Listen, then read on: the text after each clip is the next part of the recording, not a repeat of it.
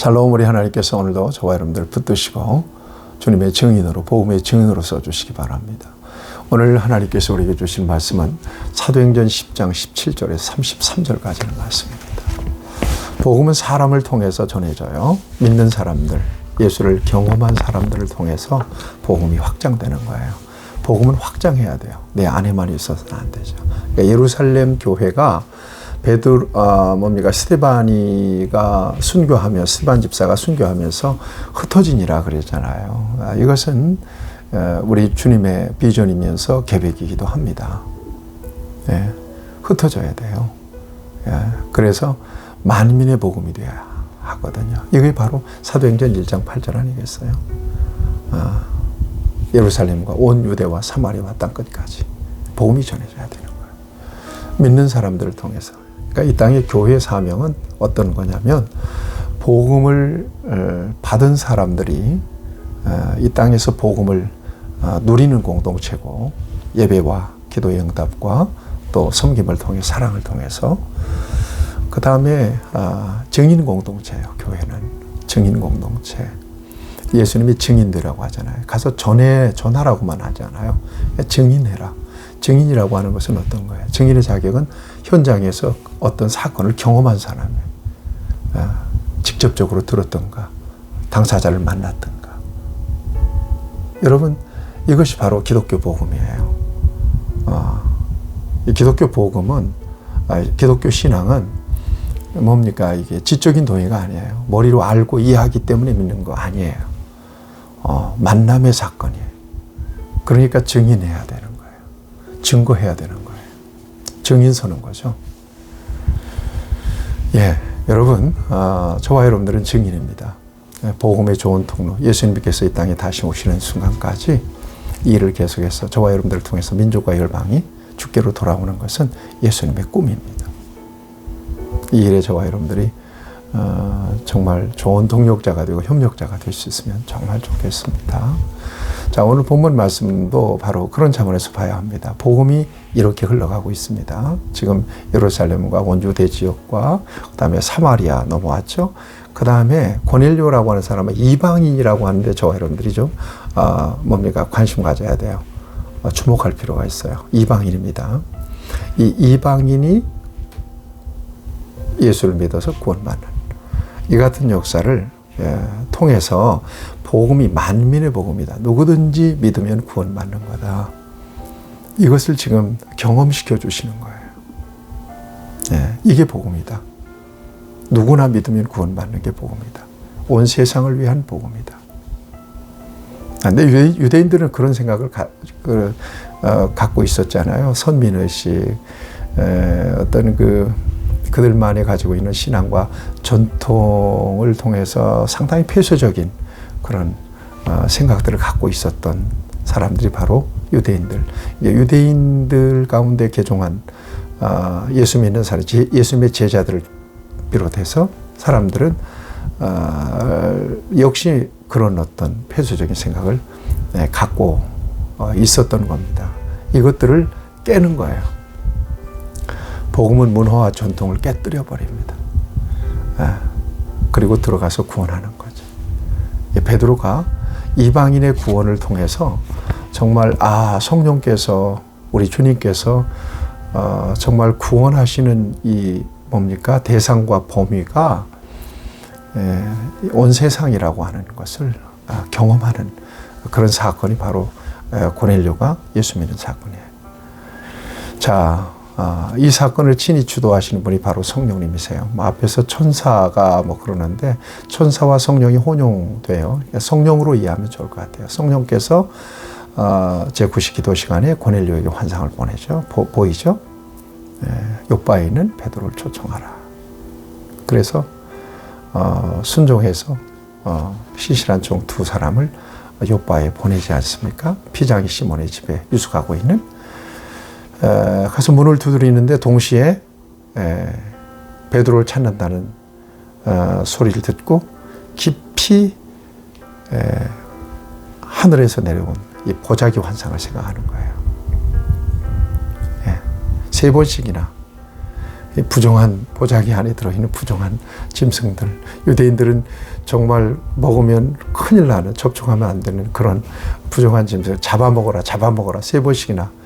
여러분, 잡아먹어라, 잡아먹어라 3번씩이나 그 환상이 보였을 때, 음성이 들렸을 때, 여러분 기도하는 시간에 그런 환상이 연거푸 보이면 깊이 생각하잖아요. 예. 그런데 바깥에서 문 두드리는 소리가 나요. 이때 성령께서 베드로에게 얘기하는 거예요. 뭐라고 얘기해요? 19절 보세요. 베드로가 그 환상에 대하여 생각할 때 성령께서 그에게 말씀하시되 두 사람이 너를 찾으니 일어나 내려가 의심하지 말고 함께 가라. 내가 그들을 보내었느니라 하시니. 가라. 내가 보냈다. 따라가라는 것입니다. 그래서 베드로가 그들을 영접하는데 왜 왔냐 그랬더니 그들이 고넬료에 대해서 얘기하고 베드로를 초청해서 여기 보니까 당신을 그 집으로 청하여 말을 들으려 하느니라 그랬거든요. 말을 들으려 하는. 성령께서 베드로를 초청하라고 고넬료에게 환상 중에 말씀하셨기 때문에 베드로를 초청해서 뭔가 말을 듣기를 원한다. 그 뜻을 전해줘요. 그래서 베드로가 그들을 불러들여서 유숙하고 그 이튿날 떠나서 고넬료의 집에 가는데요. 여러분 24절에 보니까 놀라운 일들이 일어나요. 여러분 이튿날 가이사랴에 들어가니 고넬료가 그의 친척과 가까운 친구들을 다 모여 자기 집으로 모아가지고 베드로를 기다리고 있는 겁니다. 여러분 성령께서 일하시는 게 이렇게 멋지지 않습니까? 이게 사람의 노력으로 되는 거겠어요? 예? 여러분 복음의 역사, 믿어지는 역사는 성령의 역사인 것을 다시 한번 새기세요. 그러니까 저와 여러분들의 선입견과 편견을 다 버려야 돼요. 예. 부족한 저와 여러분들을 통해서 하나님이 복음이 전해지게 하시면 성령님이 역사하셔서 구원하시는 것은 하나님께서 하셔요. 저와 여러분들이 그거 못하면 마른 막대기들을 일으켜서 막대기들을 소리 지르게 한다. 그런 말씀도 있잖아요. 응? 돌들로 소리 지르게 한다. 그런 말씀 있잖아요. 여러분 복음에 좋은 도구가 되십시다. 선입견을 버리고 편견을 버리고 다 모아서 기다리는 거예요. 그리고 고넬료가 그래도 군대 장교인데 여러분 발 앞에 엎드려서 베드로 발 앞에 엎드려서 절하죠. 여러분 로마의 백부장입니다. 베드로는요. 어부하다가 예수님의 제자 된 사람 아닙니까? 신분적으로 분명히 구별이 있죠. 그럼에도 주의 종에게 이런 태도를 보입니다. 그리고 베드로가 그를 일으키면서 일어나세요. 나도 사람입니다. 그러면서 들어가서 모인 사람들에게 여러분 베드로가 이제 복음을 전하기 전에 무슨 얘기를 하는가 하면 28절을 보세요.